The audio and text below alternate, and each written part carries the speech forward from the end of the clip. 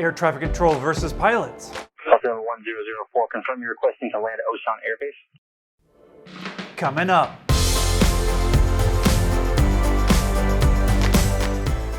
Hey 7-4 crew, welcome back. If you don't know me, my name's Kelsey. I'm a 747 pilot. My channel 7-4 Gear is all about aviation. The relationship between air traffic control and pilots is a really unique one because air traffic control is always telling pilots what they can and cannot do. However, there are some circumstances where you as a pilot can tell air traffic control what you are doing as long as you tell them in the right way. I want to thank all of you in the 7-4 crew who continue to send me these audio clips. Without you, I couldn't make this possible. You are all so amazing. Let's get into it. Good afternoon, Beta. Contact immediately. Turn right heading 300. Unable for Sterling to 756 for runway heading up to 12,000. Can we get left due to weather? Oh, sorry, sir. Volaris Costa Rica en 4021, cancele la aproximación. Vuelva de inmediato para 9,000 pies. Recibo, cancela y de nuevo para 9,000 pies, Costa Rica 402. Spirit 756 immediately. Stop time at 8,000 feet. We'll stop flying at 8,000 Sterling 756. Can we come left? Traffic in front of you, opposite bound. Yes, sir. Can we come left? Okay, Spirit 756, confirm. Is not possible for you flying heading 320 now? Unable Sterling 756. Spirit 756 initiating left turn for weather at this time in traffic. Okay, maintain 8,000 feet. You got traffic at 12 o'clock.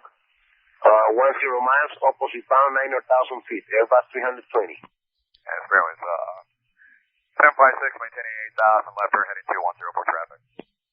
Left turn heading, no, negative. Maintain your present heading, sir. Negative 210, negative. I'm often asked about flying internationally, how you as a pilot deal with the different language barriers. So when someone sent me this audio with the controller speaking in Spanish and English, I thought this is a great example. In a lot of different countries, you will have controllers where they're speaking to people from that airline, from that country. They'll speak to them in their native languages. And in other countries, they will speak to pilots, even though it's their native language, they will all speak in English. For example, in Japan, the controllers, who obviously speak Japanese, will speak to the pilots that are Japanese. They will speak in English. But in other countries, they will speak in their native tongue. So it's different from every different country. Originally, when I was working on this video, I thought I was going to translate what the controller was saying to these other pilots in Spanish. I was going to translate that so some of you had an idea of what was being said. But then I thought it'd be better for those of you that don't speak another language to understand and have a different viewpoint if you're flying in another country of the controller speaking in another language and you not know what's being said. So if you didn't understand what was happening as these Spirit pilots were actually taking off, there was some weather in front of them and they wanted to go around that weather. And without going into super aviation nerd mode, there are several different types of clouds that are in the sky. And these are the ones that produce the worst ride, and they're called cumulonimbus clouds. As pilots, when we're flying, we see those types of clouds and we know those are the types that we want to stay away from. At daytime, they're a lot easier to spot. At nighttime, our radar tells us, and in the daytime, we use our radar and what we can see outside to stay away from those. So if you're flying through really bumpy air, there's a likelihood that you were flying in that type of a cloud. And the pilots were typically going away from the center of that, which is going to have the roughest ride and the most vertical winds. On a side note, I know a lot of passengers don't like turbulence. Some pilots are afraid of them, which I think is a little bit weird, but most pilots don't want to be in turbulence because who wants to be in a bumpy ride? The only group of people that I've ever heard who consistently have said to me, I really like turbulence, are flight attendants. Some flight attendants don't like it. There are people who are afraid of turbulence, but some flight attendants, more than any other group that I've ever met, go, oh, I love turbulence. I don't know, it's kind of a weird thing for me to love. Anyway, so as a pilot, we're looking at the radar. We'll see, hey, that type of cloud is something we don't want to go in. So either the radar is telling us or visually we're outside and we can see, hey, that's not a cloud that we want to go through, or we're using both, which is typically what most pilots do. They'll back up what they see outside with their radar. And that's what's happening here. These pilots are seeing something in front of them that they know they don't want to get into. Unable for Sterling to 756 for runway heading up to 12,000. Can we get left due to weather? Internationally, it's most common for pilots to say something like, we need to go left heading 210 for Charlie Bravos. Charlie Bravos is the C and the B put together. And it's that type of cloud that I've been talking about that pilots typically want to avoid. However, this pilot, what he's saying is we want to go left for weather. And what's being lost in translation is he's saying weather and the controller isn't understanding exactly what he's saying because they're used to hearing, in most cases, Charlie Bravo. Had this pilot said, we want to go left for Charlie Bravos, they would probably put together what exactly it is they're dealing with. Listen to what he says here. Unable for Sterling to 756 for runway heading up to 12,000. Can we get At most airports in the world, the controllers have radar. Now, the radar in different parts of the world is different. Some areas have really good radar, and the controllers really know how to move you through clouds. A place that I recently flew into a few months ago, we were flying into Miami, and there was thunderstorms everywhere. I mean, everywhere. Now, they have a satellite view, real time, that's moving, that is sometimes better than what we have on the plane. So we have to have some trust in the controllers of what they're doing. And we had our radar out and it was scanning everything, and they were giving us headings and basically picking us through to get lined up to come in and land. So shout out to the controllers in Miami for getting us through some terrible storms, and we just trusted based and backed up what they were saying. It's kind of a trust but verify situation. They're saying fly this heading, and it looked like, okay, that should be okay, and we're going to trust that when we get on the back side of this that it's not going to be jammed up in a corner. So we have to trust them, and we're also verifying with our radar everything that was going on. So they picked us through a huge line of thunderstorms to get us down onto the ground in Miami. Really well done from those guys. Now in this case, the controller, I guess, is not seeing this type of weather development, right? Because he keeps asking them to turn north and they're asking to turn south, away from the weather. And then this next transmission, I believe, was the captain stepping in. Listen to this. Spirit 756, initiating a left turn for weather at this time in traffic. So the pilots are allowed to deviate left or right when they're dealing with weather. In that case, they can say, hey, we have weather and we need to go left or we need to go right. And that's typically something in most places in the world the controllers will allow you to do. They'll ask you how far you want to go, whether it be a heading or miles offset. So you might ask for 30 miles off to the left-hand side or 30 miles off to the right-hand side. Based off of what your radar is showing you, what you can see, you'll pick something like that, and then you'll ask and request that type of a heading or that type of an offset. That's typically something that's accepted. However, this pilot is mentioning traffic. The problem with traffic is the controllers are controlling all the traffic that's around you. The only time that you can ask or change anything when it comes to traffic and do it without permission is when you get something called a resolution advisory. We call it an RA.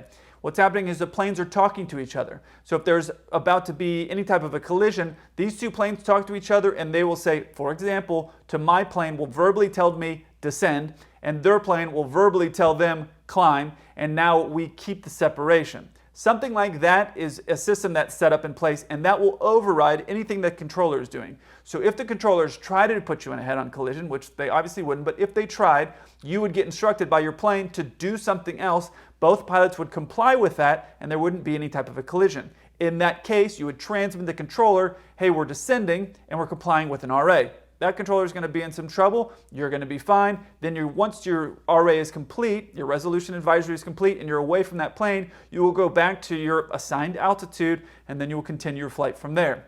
That's the only time with traffic that you're allowed to not follow the instructions of the controller.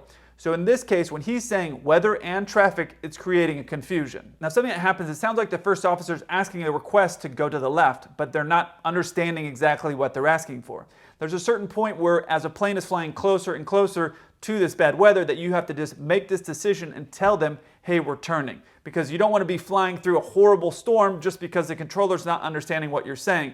Because then you're putting your plane, your passengers, yourself, everybody at risk by doing that, right? So you're going to say, hey, we're turning left to this heading, which is exactly what happens. Now, it sounds like the captain jumped on the radio and said, hey, we're making this turn to this direction, which is acceptable. That's not anything that's out of the norm. But then he starts referencing the traffic, which isn't really helping the controller understand what's going on, right? So the fact that the captain is jumping in, there's two possible situations here. One, the captain can tell the first officer, tell them we're turning to a heading 210, or the captain can just say, hey, we're turning to a heading 210. It can go either way. It doesn't really have to be one way or the other, right? But he's initiating that turn because now it's becoming a safety of flight issue if they were to fly right into the middle of that storm. So listen again to what he says here.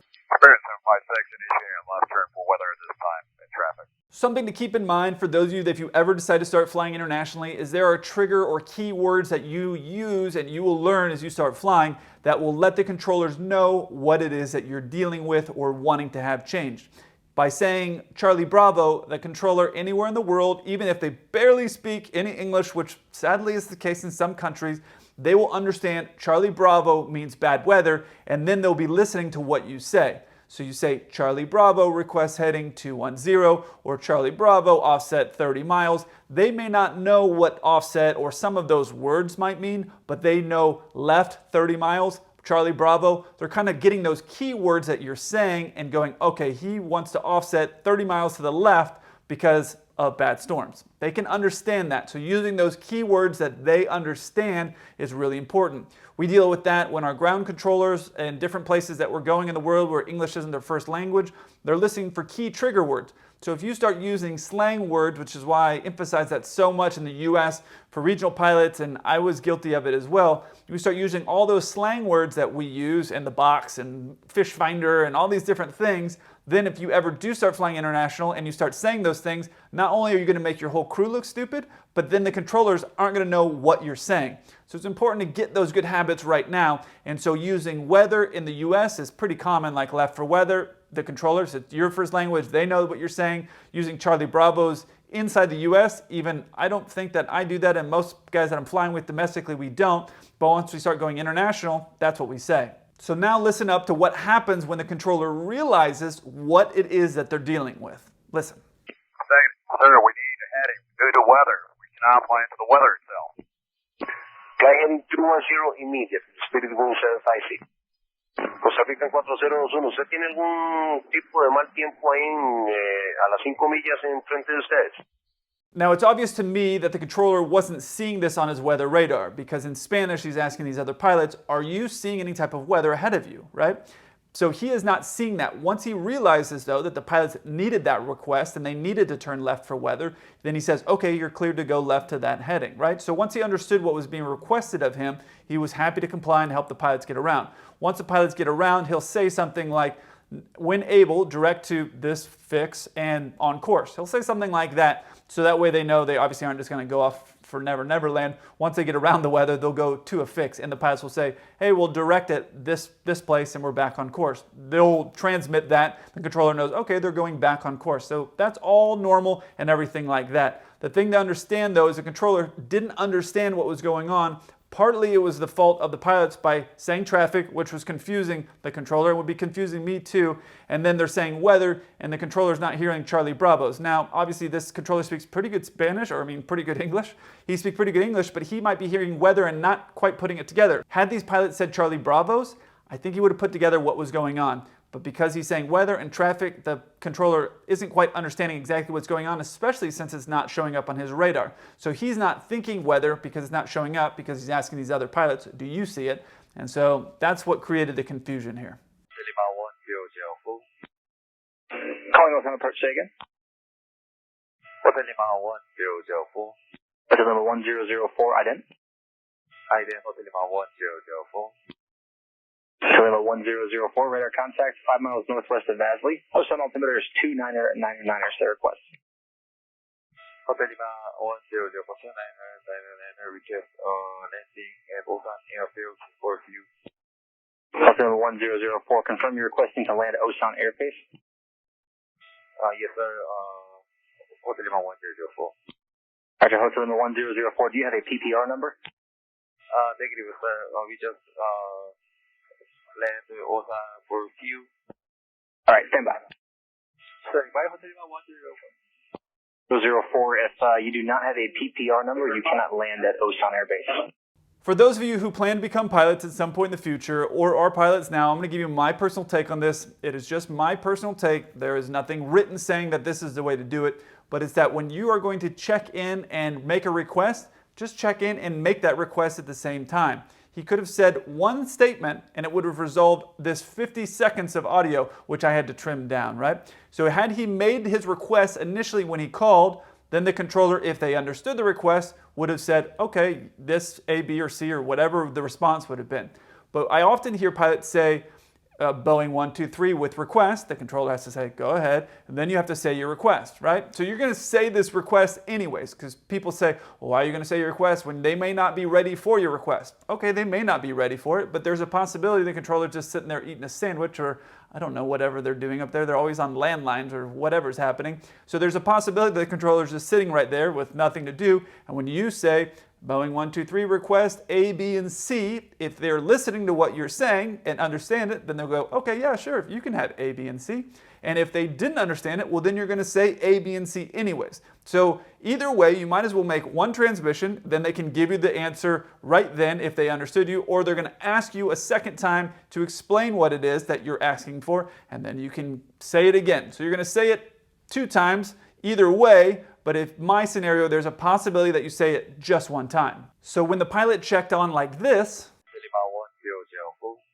now had that pilot made the transmission to Osan Air Base, which I've flown into all the time, it's in the south part of Korea, obviously. It's near to Incheon, near Seoul, it's near the capital of everything that's going on, but it's a military base. You need permission to go to that military base, right? That's why he's asking for this PPR number.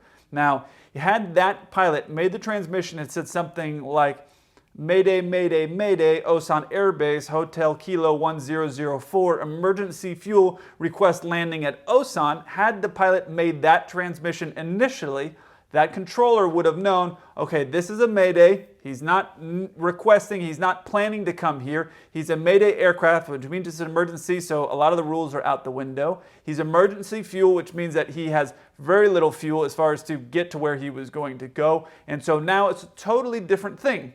But the way that the guy is making these calls to the controller, he's saying like, hey, I just want to land there and get some gas. It's kind of what it initially sounds like. It'd be like, oh, I'm just flying around and like, oh, what? Oh, yeah, I'd like to run over here and go get some gas from your airbase. What? No, you can't just, no, this is not what this place is for. However, hey, I have an emergency situation. All the rules change. So had the controller heard what I just said with the Mayday, Mayday, Mayday call, it would have changed and saved a lot of time. Now in an emergency, that time, in this case, not as vital, but in a lot of cases, it's very vital that you get that call so they can immediately start giving you the help that you need. Now a little side story about Osan is that it's a huge air base and they are very close to Incheon, which I've flown to a bunch of times. I made a bunch of videos there in the hotels there in Incheon, but those two places are very close.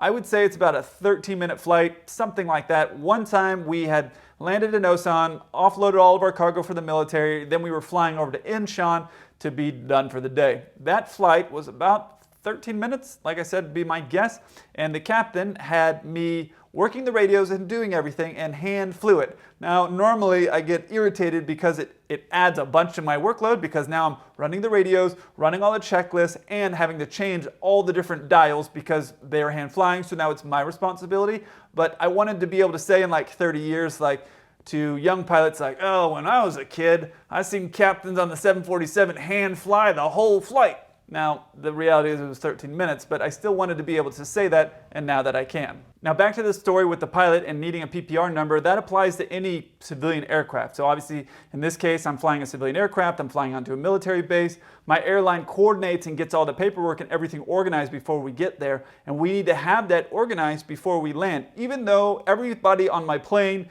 or maybe I have all troops, maybe that's the case, or maybe I have a bunch of military equipment on my plane, even with all that stuff and meaning that it's all military equipment on board without having all the proper paperwork, you're not getting onto that base, right? Except in the scenario we're declaring an emergency.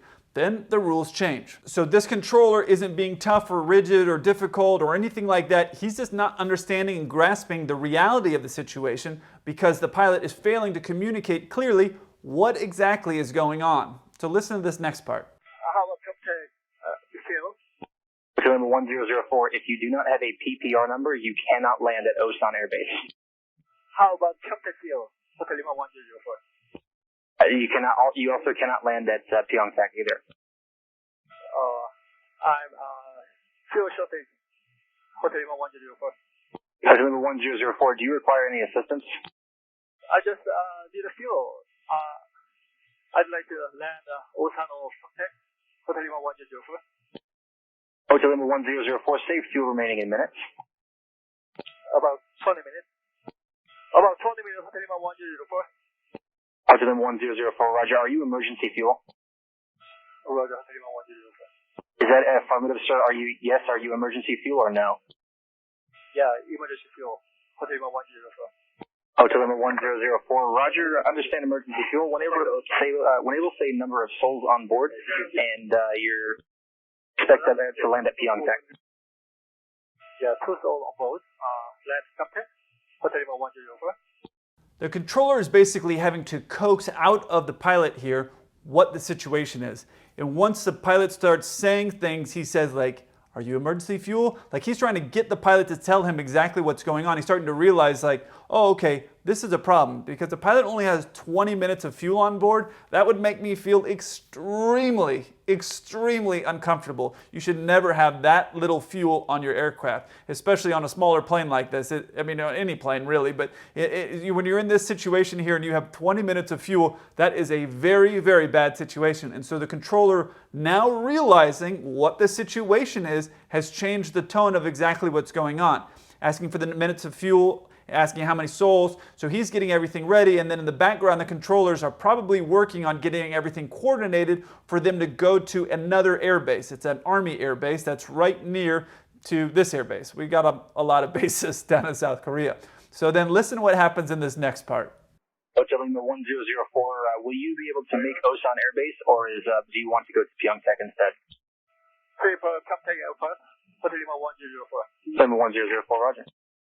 Hotel Lima 1004, turn right heading 320 vectors for Pyeongtaek, and when able, say your type of aircraft. 320 vector for Finder and Cessna 206. Copy, Cessna 203. Lima 1004, confirmed number of souls on board is 1. 2, Hotel Lima 1004. Roger, 2 souls on board. Echo, Hotel Lima 1004.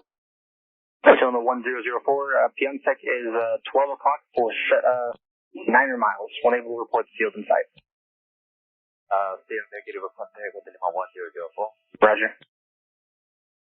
Hotel Lima 1004, Pyeongtaek is now 12 o'clock for 6 miles. Negative contact with Lima 1004. Hotel Lima 1004. Roger. 004, now designated is 1 o'clock for 4 miles.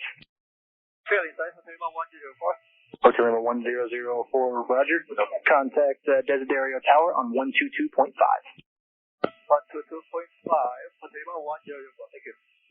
I've never been to that airbase and I don't know the layout of that airbase, but something that I like that this pilot is doing is when they're telling him where the airport is, he's not reporting the field in sight until he sees it. Something that happens in a controversial video that I did is that these pilots were flying and they were asked, do you have the field in sight?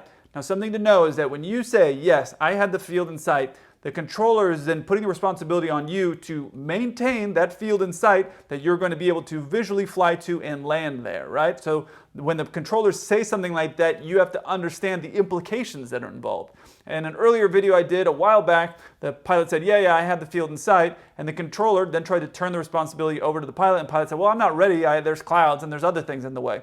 So this pilot is in a very bad situation. They're very low on fuel, and instead of saying, yes, we have the field in sight because they're nervous and they don't want to create a bad problem or anything, they're waiting until they are sure that that field is where they're supposed to be going. So the controller is vectoring them or getting them heading right towards the airport there so that way they can safely land. And these pilots are doing the right thing by saying they don't see it. Sometimes when you get uncomfortable, you just want to kind of like make it go away. But these pilots are doing the right thing by saying, hey, no, we don't have the field in sight. And you hear the controller giving him a countdown of how far away he is until they do see it. And they're only a couple miles away and they see now where the airfield is so they can get on the ground. So the pilot did the right thing there by waiting until he was sure that that's where he wanted to go. I'm sure some of you are wondering what happened to this pilot once they landed. And I didn't even bother to look because it's not important. The reality is that if you are in a jam, if you were jammed up and things are going sideways, then the most important thing for you to do is get on the ground. Now, these pilots are probably going to have to fill out a lot of paperwork and they may be in some trouble, but then that's better than being dead. It's also better from trying to get to where you want to go to hide your mess up. They obviously miscalculated their fuel because of wind or weight or who knows what, and it doesn't really matter. The reality is they're going to land, they're going to be okay, and they're going to have to do some paperwork and things like that, but they're going to be okay, and at the end of the day, that's the most important thing. There have been cases where pilots are trying to hide their mess up, and by hiding their mess up, they ended up killing themselves and a lot of other people. So it's important that you get yourself into a jam, you've really messed up, and I've said it before, and I'll say it again, the controllers, when you've jammed yourself up and you've miscalculated everything, when they know that you've messed up, they're not going to berate you or question you or doing that stuff. They just want to get you on the ground safely, which as soon as that controller realized what was going on, you heard the voice and the mannerisms change. Originally, he's like, no, you can't come and land here. That's not what we're all about. And then when he realized what was going on, he's like, where do you want to land? So that change in tone was because he understood now these pilots were in a bad situation. So don't ever be scared if you're flying around and you lose an engine and you're right over a military base. Now, granted, if you have a place right next to it that you can go land, then go land there. But you're right over a military base, don't be afraid to tell the controller, like, I can't make that, but I can make this military base right here. The controller will coordinate and get that done, because at the end of the day, it's better to land on that military base and be in a lot of trouble and fill out a bunch of paperwork or whatever than try to land somewhere that you're not going to make it, where you could possibly crash, hurt yourself, or everybody on the plane. At the end of the day, those controllers are going to help you out, but you have to let them know what is going on your aircraft. That's the most important thing. Now, the important thing here in this video, though, is that we do the fun part that we do at the end of every video. Listen to this one. Portland, 281 November Delta. Air 281 November Delta, Portland, go ahead. 281 November Delta would like to request a destination change going back to Portland, please. Warrior 1 November Delta, what's the reasoning for the destination change? But we're not huge on Thai food, and we realized Augusta has Thai food, so we're just going to drive into the city, get some food. All right, perfect, thanks. Now the controller could have said, hey, we're too busy to handle you for whatever reason. We got planes coming in for the next 30 minutes, but if they have a spot, they accommodated. And the pilots asked, hey, we have this situation, and can we get in there? And, yeah, sure, come on through. And then they always ask. I'm not really sure if they have to fill out a form of something, but they asked, why are you going in there, or what was the reason for that? I don't know what they do on the back side there, but they'll typically ask you that if you're ever changing what it is that you're doing, right? So my real question here is, one, how did they figure out while they were en route to this place that it had only Thai food? I understand maybe not wanting Thai food. I personally like Thai food. But if you're on your way there, how are they realizing while they're in flight that that is all that is at that airport? I don't know. That's the part about that video that totally confused me. So if you know, please let me know. Now, if you want to see the controversial video that I was talking about, where the pilot's saying they have the airport and then they don't have the airport, check out this video here. And if you want to see something a little bit more fun, check out this video up here. I look forward to hearing from you. Until then, keep the blue side up.